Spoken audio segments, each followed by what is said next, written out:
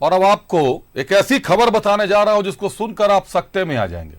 एक आम आदमी एक व्यवसायी से लगातार व्यवसायियों से रंगदारी की मांग की जा रही है पीएलएफआई का। हालांकि क्या सफलता पुलिस को मिल रही है यह बात खुलकर सामने नहीं आई है, लेकिन जब सत्ता के गलियारे में सक्रिय राजनेताओं से रंगदारी मांगी जाए और उनका आरोप हो कि राज्य की पुलिस काम नहीं कर रही है तो मामला निश्चित तौर पर गंभीर हो जाता है। वो भी मामला कांग्रेस के प्रदेश स्तर के एक नेता का हो। कांग्रेस के प्रदेश सचिव ईश्वर आनंद से 1 करोड़ रुपए की रंगदारी मांगी गई है और वो आरोप लगा रहे हैं कि पुलिस के पास एफआईआर दर्ज करवाया है लेकिन अभी तक कोई एक्शन दिखाई नहीं दे रहा। हालांकि जिस नाम से रंगदारी मांगी गई है मयंक सिंह के नाम से, मयंक सिंह ने मलेशिया में पनाह ले लिया है। एटीएस को इसकी जानकारी और एटीएस उसके खिलाफ रेड कॉर्नर नोटिस जारी करने की तैयारी कर रहा है। इंटरपोल के साथ समन्वय स्थापित किया जा रहा है। पहले ग्राफिक्स दिखाते हैं आपको कि कौन है वो नेता ईश्वर आनंद और किस तरीके से उनको किस फोन नंबर से उनसे फोन करके रंगदारी मांगी गई है। दिखाइए ग्राफिक्स। कांग्रेस प्रदेश सचिव से 1 करोड़ रंगदारी डिमांड। सरकार में शामिल कांग्रेस पार्टी के नेता से रंगदारी की मांग पर सनसनी। कांग्रेस नेता ईश्वर आनंद से मांगी गई रंगदारी।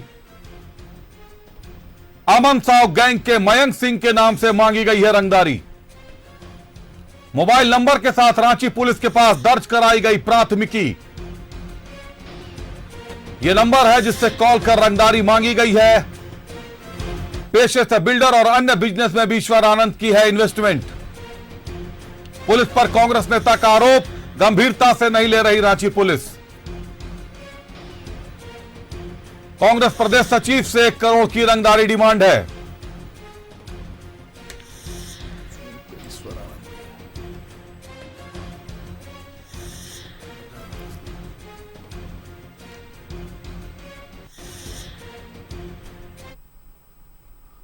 और आप इस मामले में हमारा सहयोगी राकेश हमारे साथ फोन लाइन पर जुड़े हुए हैं। राकेश, प्रदेश सचिव से राज्य में रंगदारी मांगी जाती है, वो भी कांग्रेस पार्टी के प्रदेश सचिव जो कि खुद सरकार में शामिल पार्टी है, लेकिन आरोप है कि ईश्वर आनंद जी की प्राथमिकी तो दर्ज की गई है, कार्रवाई सिफर है। राकेश, बिल्कुल देखिए, कांग्रेस पार्टी के वो प्रदेश सचिव हैं, इससे पूर्व वाली कमेटी में वो प्रवक्ता भी थे और पेशे से बिल्डर भी हैं अभिषेक, जिनसे अमन साहू गिरोह के एक सदस्य ने रंगदारी मांगी है। 1 करोड़ रुपए की रंगदारी मांगी गई है। फोन कर ये रंगदारी मांगी गई।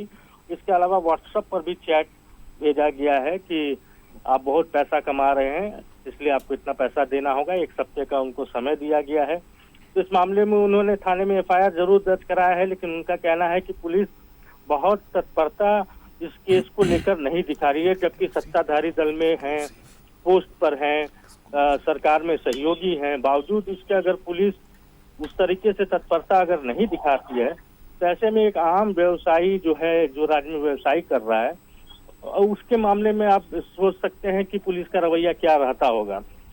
लेकिन इनको लग रहा है और इन्होंने कहा है कि थोड़े डर भी रहे हैं, थोड़ा सहमे हुए भी हैं, लेकिन फिर भी हिम्मत दिखा रहे हैं और मीडिया में सारी चीजों को उन्होंने लाया है। इसके अलावा उन्होंने प्रदेश के नेताओं से भी बातचीत की है। हालांकि कांग्रेस के तमाम बड़े जो नेता हैं प्रदेश के वो दिल्ली में हैं। राकेश, आपको नहीं लगता कि प्रदेश अध्यक्ष राजेश ठाकुर के हटने के साथ कहीं ना कहीं जिला प्रशासन भी अब कांग्रेस के नेताओं की अनदेखी कर रहा है, कम से कम प्रदेश स्तर के नेताओं की? क्योंकि कई मामले इस तरीके के आ रहे हैं कि रैली से संबंधित मामले आते हैं और इस तरीके के इन मामलों में कांग्रेस काफी मुखर रहती थी, लेकिन एफआईआर दर्ज हो गया, अभी तक कांग्रेस की तरफ से भी कोई प्रतिक्रिया नहीं आई है। नहीं, बिल्कुल देखिए, कांग्रेस की तरफ से कोई प्रतिक्रिया नहीं आई है, ये सही है। और कांग्रेस के नेताओं को जबकि इस बात की जानकारी दी गई है, प्रदेश अध्यक्ष से लेकर तमाम जो प्रदेश के बड़े नेता हैं उनको इस बात की जानकारी ईश्वर आनंद ने टेलीफोन के माध्यम से दी है। उनके तरफ से ये कहा गया है कि फिलहाल वो तमाम बड़े नेता जो हैं वो दिल्ली में मौजूद हैं। रांची जब वो लौटेंगे तो फिर इस विषय को वो देखेंगे। अभिषेक, चलिए, तब रांची लौटेंगे, तब तक ईश्वर आनंद जी को भगवान के साथ, भगवान के भरोसे पर इंतजार करना होगा कि किस तरीके से सुरक्षा मुहैया कराई जाए। बहुत धन्यवाद राकेश, हमसे जुड़ने के लिए, तमाम जानकारियों के लिए। और अब आपको सीधे लिए चलते हैं ईश्वर आनंद जी के पास, जुड़ते हैं ईश्वर आनंद जी से, उनसे पूछते हैं क्या है पूरा मामला और क्या है तकलीफ। ईश्वर जी, आप तक मेरी आवाज आ रही है? आवाज मिल रही है ईश्वर जी? जी, आवाज आ रही है। क्या मामला ईश्वर जी, जो आपने प्राथमिकी दर्ज की है, आप अपनी पत्नी के साथ लौट रहे थे और मोबाइल नंबर से फोन करके आपसे रंगदारी मांगी है मयंक सिंह ने, और शिकायत करने के बाद भी रांची पुलिस आपकी शिकायत पर ध्यान नहीं दे रही, जबकि कांग्रेस पार्टी के प्रदेश सचिव हैं आप, और इस तरीके से अगर सरकार में शामिल एक राजनेता की ये हालत होंगे तो फिर बाकी आम लोग आखिर पुलिस पब्लिक फ्रेंडली कैसे हो पाएगी ईश्वर जी? नहीं, ऐसी बात नहीं है। तो मैंने एसएसपी साहब से बात किया, तुरंत उन्होंने एफआईआर दर्ज करवाया। ये कल शाम 6 बजे की बात है। ऐसी बात नहीं है। अभी तो मैं भी इंतजार कर रहा हूँ अपने प्रदेश अध्यक्ष के रांची लौटने का जी। और मैंने प्राथमिक जो पहला काम होता है प्राथमिकी दर्ज कराने का, थोड़ा दहशत में हूँ क्योंकि अकेला महसूस कर रहा हूँ। थोड़ा ऐसी परिस्थिति में आप समझ सकते हैं जी। हम लोग काफी डरे हुए हैं, लेकिन एसएसपी साहब के द्वारा आश्वासन दिया गया है कि इस पे उचित कार्रवाई की जाएगी। हम लोग इंतजार कर रहे हैं कार्रवाई का। ईश्वर जी, रंगदारी, एक राजनेता से रंगदारी मांगा जाना, जो कि आप लोग राजनीति में सक्रिय हैं, अक्सर आप लोगों का इधर उधर आना जाना रहता है। अभी रांची से लगातार व्यवसायियों के शिकायत प्राथमिकियां दर्ज हो रही हैं कि व्यवसायियों से पीएलएफआई के नाम पर रंगदारी मांगी जा रही है। अचानक राजधानी की विधि व्यवस्था इतनी ज्यादा कैसे गिर गई है ईश्वरानंद जी? मैं नहीं बता हूँ।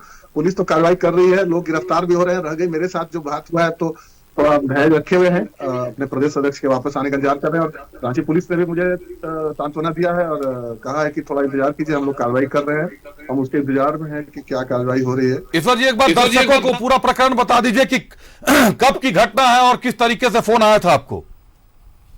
6:32-33 या 39 के आसपास एक इंटरनेशनल कॉल आया। तो मेरे बहुत सारे रिलेटिव रहते हैं, तो मैंने सोचा किसी रिश्तेदार ने फोन किया है, तो मैंने फोन उठाया। फिर अच्छे से स्पष्ट आवाज दिया। फिर उन्होंने व्हाट्सएप मैसेज किया कि भाई मैं मयंक सिंह बोल रहा हूँ, अमन साहू गैंग का हूँ, और 1 करोड़ रुपया 1 सप्ताह में आप दे दीजिए जी, नहीं तो आपको खोपड़ी खोल दिया जाएगा, इस टाइप से कुछ। और उसके बाद फिर उन्होंने अपना न्यूज़पेपर का कतरन बताया, बहुत सारा भेजा मुझे कि जिसमें वो अपना उनके कारनामे थे टेरर के जी। तो हम लोग आदमी हम लोग हैं, काफी डर गए। उसके बाद से तो अंडरग्राउंड हो गए हैं।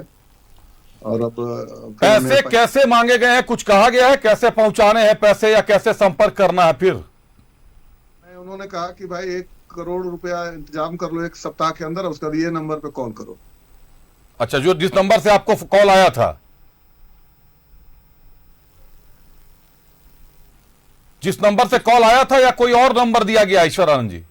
नहीं, उसी नंबर, जिस नंबर से कॉल आया था उसी पे लिखा हुआ है कि पैसा अरेंज करके, और एफआईआर में मैंने दे दिया है वो पेपर। जी, वो तो मैंने देखा, एफआईआर भी आपका देखा मैंने अभी।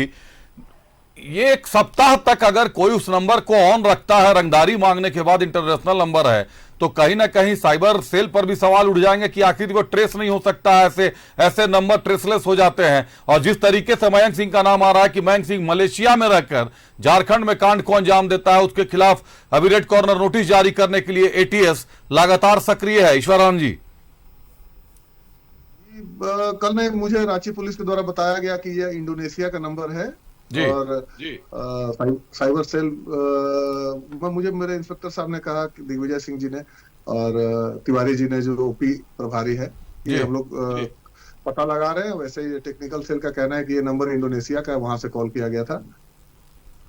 तो इंडोनेशिया के नंबर से कॉल करके ईश्वरानंद से रंगदारी मांगी है। बहुत धन्यवाद ईश्वर जी, अपना ख्याल रखिएगा और कांग्रेस के आला नेताओं को भी सूचित कर दीजिए, क्योंकि निश्चित तौर पर मयंक सिंह के नाम से रंगदारी मांगे जाने के मामले को देखकर इतना तो समझ ही सकते हैं कि अपराधी कहीं ना कहीं बेखौफ हो गए हैं। धन्यवाद आपका हमारे साथ जुड़ने के लिए, तमाम जानकारियों के लिए सर जी।